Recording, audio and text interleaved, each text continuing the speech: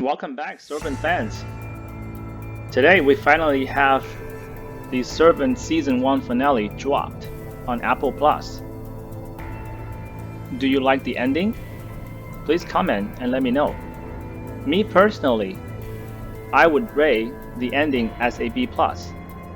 I mean, having followed the Season 1 very closely up and until this point, I would have liked the season finale just to be a little bit longer and provide some more direct answers about, for example, what happened after Sean arrived home from that business trip, and what are the Turner's interaction with the kinesiologist Natalie during the time.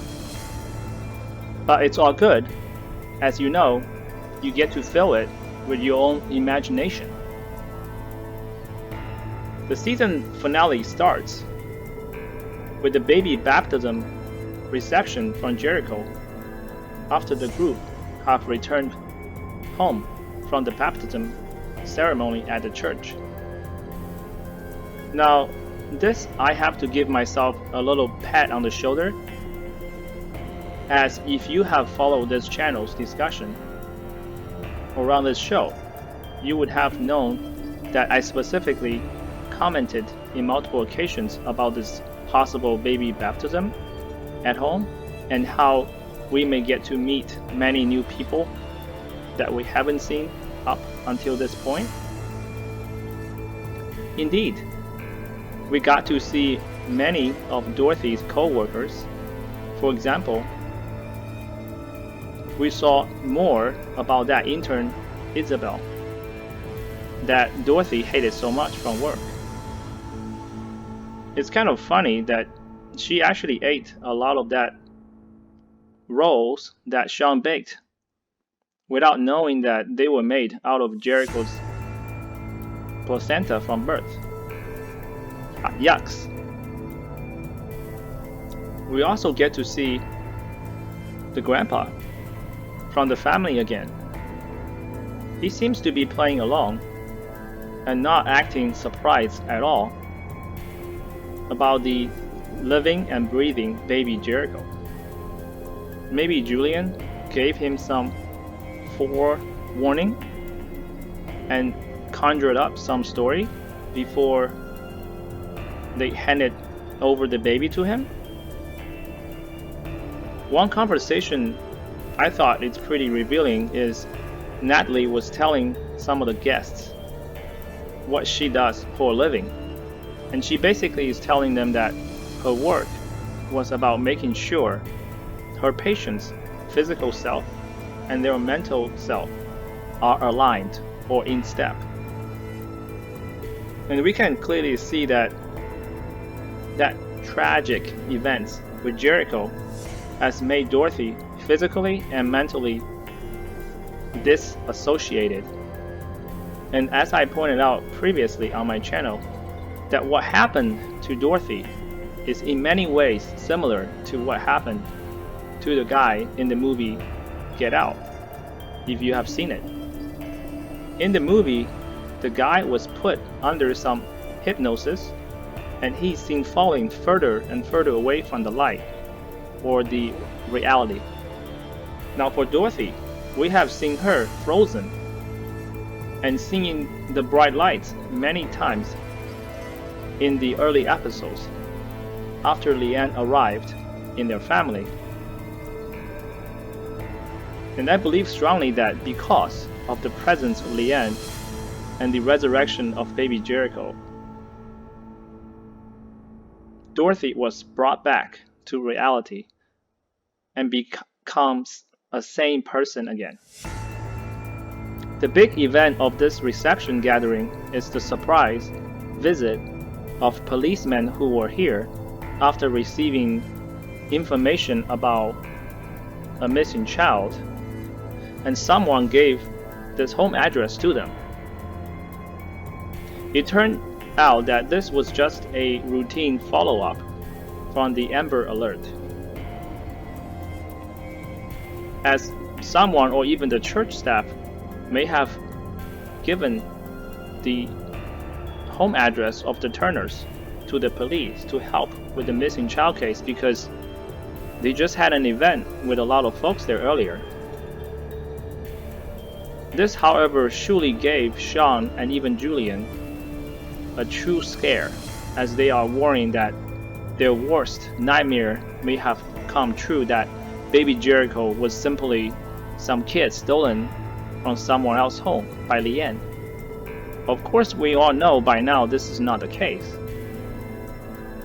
Lastly, from the conversation between the stranger child and Dorothy, we saw a continuation of events from the last episode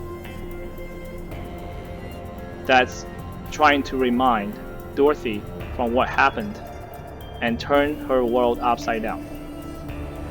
Next, we see Uncle George showed up in Sean's basement, and the two started to have some deep conversation. We saw that George turned down Sean's offering of a large sum of money, but we shouldn't be surprised at this point that he didn't accept the cash, because we learned from a few episodes ago that he isn't exactly the type that cared about personal possessions or how he looked.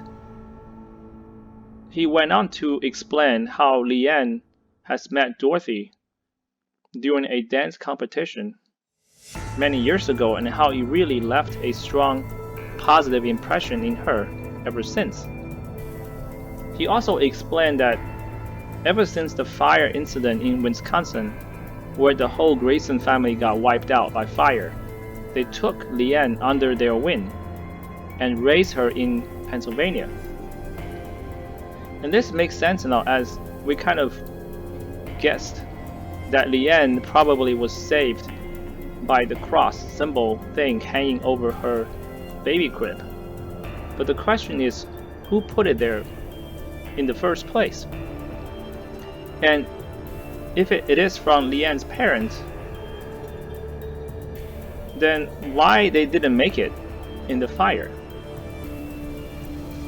Later on, he explained how Leanne has done something that can be easily sorted out, and this probably is referring to the fact that Leanne came to this house without the approval from the elders from the church.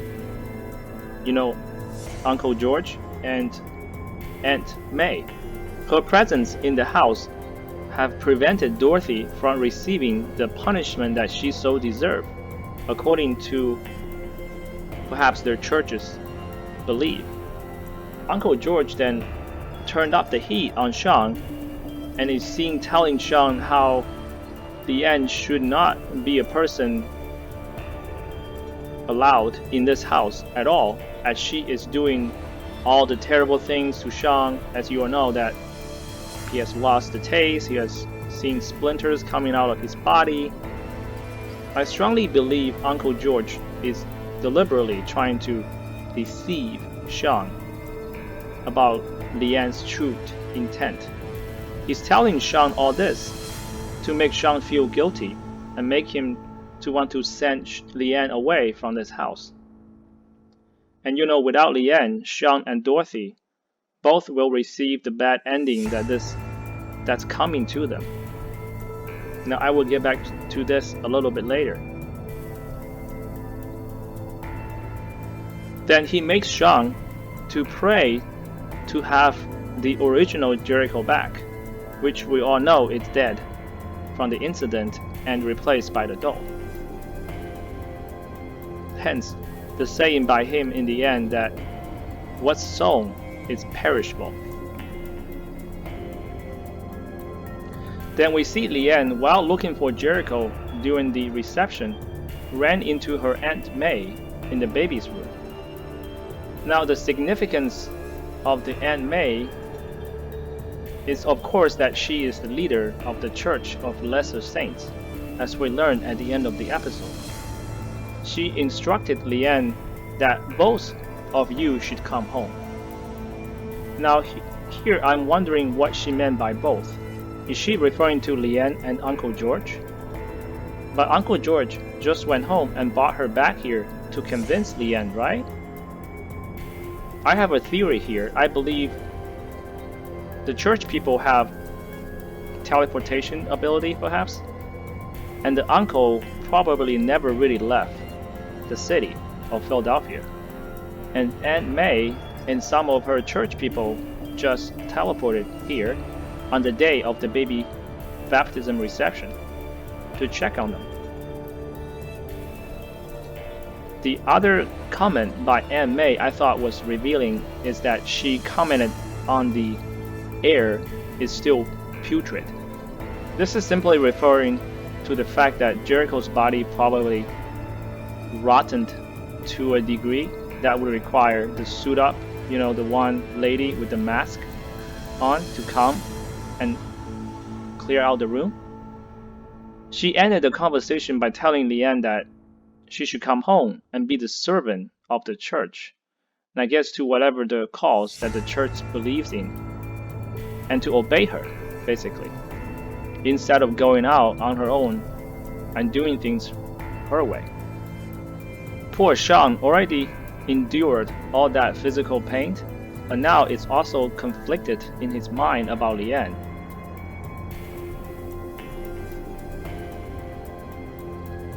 Here is Sean testing a tear on his palm against the fire, but he can't feel anything. I think there's a little detail here you would need to take into consideration to get the meaning of this scene. We saw that while Sean is in the kitchen, Leanne, after some struggle or torn inside her about whether to abandon the Turners in her room while kneeling half naked, and presumably also whipped herself with the TV cord. This act presumably is her repenting her sins, I guess, going against their church's belief for be out here and doing things on her own against Aunt Mary and Uncle George's will. But she finally decided to leave the house. So yes, with her gone, the condition of Sean did not improve. The symptoms did not go away. Now he's just as confused mentally as Dorothy, left alone, the two. I think you can kind of imagine what will be the ending of this family. I mean, for these two soon to go insane people left alone in the middle of a storm. One more thing, we saw Julian, after hearing Sean agreeing with Uncle George, try to tell him to get the crazy thoughts out of Uncle George. I do believe he's here playing the side of the good and try to help the Turners once again. But is it a little too late? The kitchen helper guy, I really liked his appearance so far in the show. He always had a good sense of humor. And I do truly believe Leanne has some feelings towards him, as we saw Leanne, while leaving the house, kept the balloon that he tied to the doorknob of the room, presumably accepting it as a gift from him. Leanne, being in her age, is just looking to live like what a normal 18-year-old girl would do. But this is not up to her, as she has to return home, presumably to Wilmington, Pennsylvania, to serve the church. I really hope to see this guy return again in the next season. Are you surprised to see that the aunt and uncle belongs to a church, as revealed later in the show? Well, if you have watched my show earlier, as I discussed about the application letter from Leanne, you shouldn't be. As it mentioned in the letter, that Leanne already was helping out a lot with kids at a church that she attends on Sundays. Now we know this church is what started by Aunt May. After searching through her memory, finally Dorothy was able to find the recorded news coverage DVD about her encounter with the Church of the Lesser Saints and its leader, Aunt May Markham. And that evening, we saw the news coverage showing the incoming surprise powerful storm with winds up to around 60 miles per hour. It's mentioned in the news coverage that some structural damage is to be expected. Now, is this the incoming judgment for the Turners, as hinted by the appearance of crickets in the prior episodes? It's also interesting to know that Wilmington here on the map, it's more like the location of Wilmington, Delaware, as opposed to a real city in Pennsylvania, so it must be just a fictitious name. Finally, we see Dorothy dashing to the baby's room after realizing Aunt May was the controversial church leader that she covered years ago, and saw Leanne's room empty. The memory journey has come full circle now. She finally come to the realization that Jericho died because of her negligence, and that the baby corpse had to be cleared out by this suit-up lady, as we saw previously in the TV show trailer. We also saw baby Jericho now is just the doll that he was initially at the beginning of the show. And this makes sense because we saw Leanne is able to switch out real Jericho and doll Jericho at will when Julian was babysitting Jericho that one night. Lastly, the ending scene. Did you notice that balloon tied to the suitcase of Leanne? Yep, that was the parting gift from that kitchen chef helper guy that we talked about earlier. I think the director put this scene in here to remind the audience about the human, innocent, and kind side of Leanne. Another detail you may have missed is that as soon as Aunt Mary started to hug Leanne, all the church members then proceeded to hug as a group. I don't know if you have seen the movie Midsommar or Midsummer, where a group of teenagers went on a Scandinavian trip to visit a friend's family, and the family turned out to belong to a cult. And we saw that the cult members there exhibit similar behavior, where everybody kind of acts as one. Very interesting indeed. Now, when the police guy pulled the car back to check the cult group, but poof, they're all gone. This is why I believe they probably have some kind of teleporting ability, because a group that large cannot simply disappear that quickly. The facial expression of Uncle George is also revealing, as he was looking at Aunt May, curious about what she's going to do about Leanne after she walks back to her. You know, knowing that she pretty much disobeyed them to come out of here all by herself. We also can see who is in charge here. As for that black guy, I know the scene makes it look like the aunt and uncle did something terrible to him, but he could have just left the scene, I guess, after seeing that many people surrounding him. To end today's video, I just want to say that the journey through this show has so far been worth it, as I really enjoy the style of storytelling in this show. For season 2, which I'm guessing probably will come out later this year, maybe like November or December, I have a couple of wishes for the next season. I would like each episode to be just a little bit longer, and I would like the show to fill us in more about that fire incident in Wisconsin and what ended up happening to the Turners.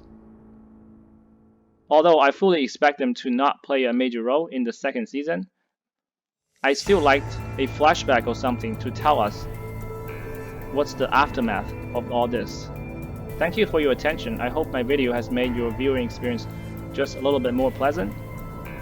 Please like and subscribe to support the channel. Thank you.